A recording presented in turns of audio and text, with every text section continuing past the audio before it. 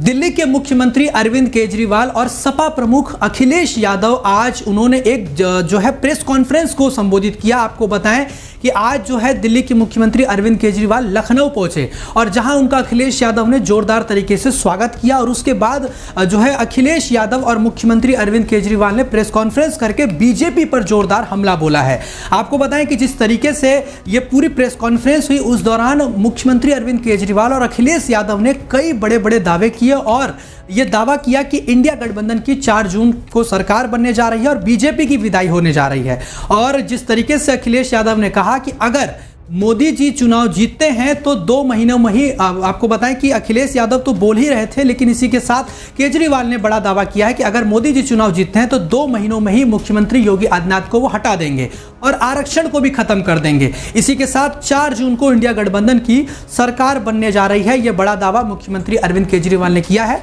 सबसे पहले आपको बताएं कि मुख्यमंत्री अरविंद केजरीवाल ने कहा कि जब प्रधानमंत्री नरेंद्र मोदी जब बन जाएंगे, अगर मान लीजिए, तो वो रिटायरमेंट हो जाएंगे क्योंकि उनकी उम्र जो है 75 साल हो जाएगी। तो ऐसे में सुमित्रा महाजन, मुरली मनोहर जोशी और लाल कृष्ण आडवाणी इसका उदाहरण है। जैसे ही वो 75 पार हुए तो बीजेपी ने उनको टिकट नहीं दिया, तो जाहिर सी बात है कि मोदी भी इसके बाद जो है रिटायर हो जाएंगे। और अगले साल आपको बताएं कि 17 सितंबर को मोदी जब 75 वर्ष के होंगे तो मोदी ने धीरे धीरे अमित शाह के लिए जो है वोट मांगेंगे। आपको बताएं कि वो चाहते हैं कि अमित शाह जो हैं वो प्रधानमंत्री बन जाएं और मुख्यमंत्री को लेकर बोला कि जो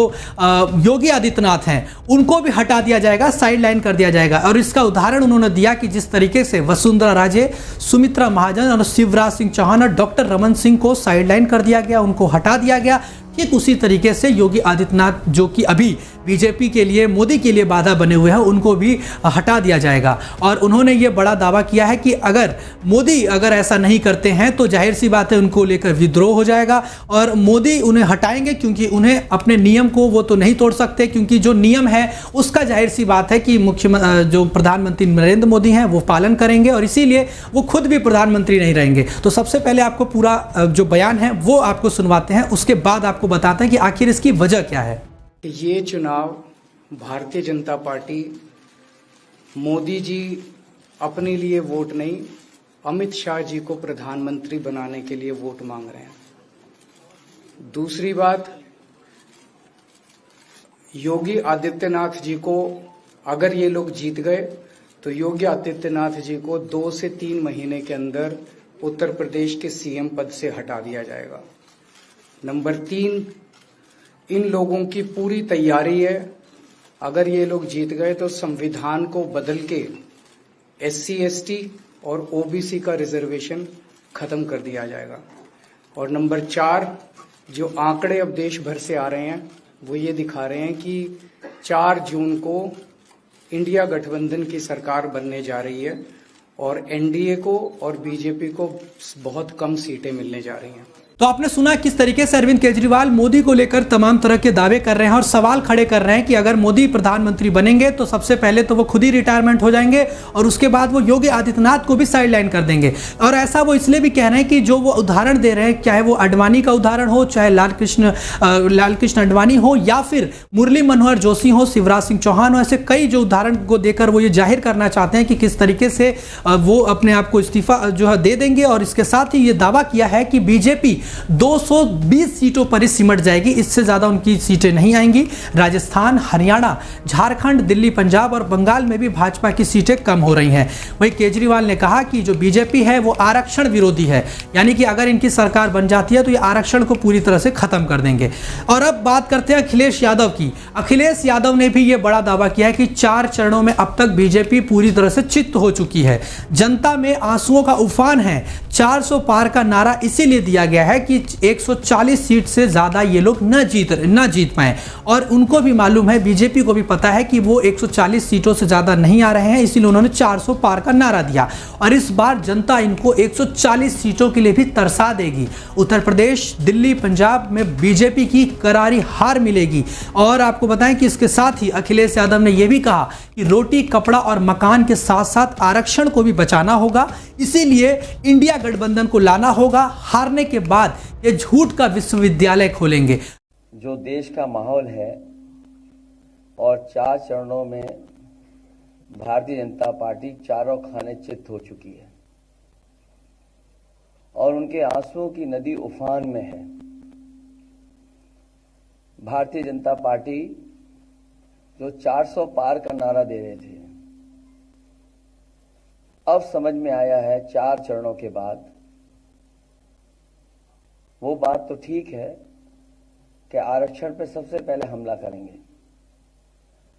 लेकिन 400 पार नारा इसीलिए दे रहे हैं कि 543 में 400 के बाद वो सीटें देख रहे हैं, तो वो केवल 143 बन रही हैं। तो वो स्वयं स्वीकार कर रहे हैं कि 143 से ज्यादा वो सीटें जीतने वाले नहीं हैं, क्योंकि 400 पार सीटें 143 ही बनती हैं और 140 करोड़ की जनता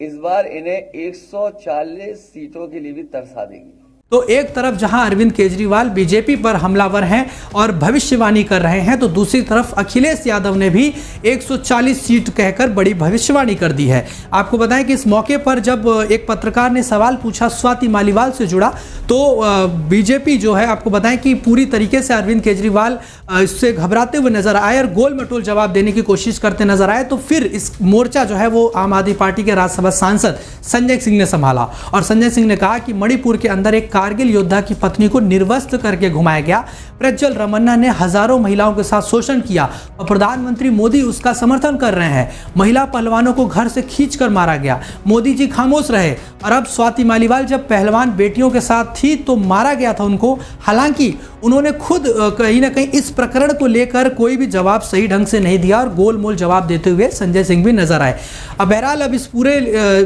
जिस तरीके से प्रेस कॉन्फ्रेंस हुई है उसको लेकर राजनीति गर्मा गई है। बीजेपी साफ तौर पे कह रही है कि 400 पार का जो हमने लक्ष्य रखा है हम उसको निश्चित ही पूरा करेंगे और मोदी लहर जो है, इस बार मोदी लहर नहीं बल्कि मोदी की आधी चल रही है। तो अब जो जिस तरीके से एक तरफ एनडीए दावा कर रही है 400 पार का, तो भाई इंडिया गठबंधन कह रही है कि हम पूरी तरीके से बहुमत में सरकार बनने जा रही है और बीजेपी जो है वो 150 से लेकर 200 सीटों पर ही सिमट जाएगी। लेकिन जिस तरीके से अरविंद केजरीवाल और अखिलेश यादव और राहुल गांधी तीनों लोगों का उत्तर प्रदेश में एक साथ आना क्या वाकई में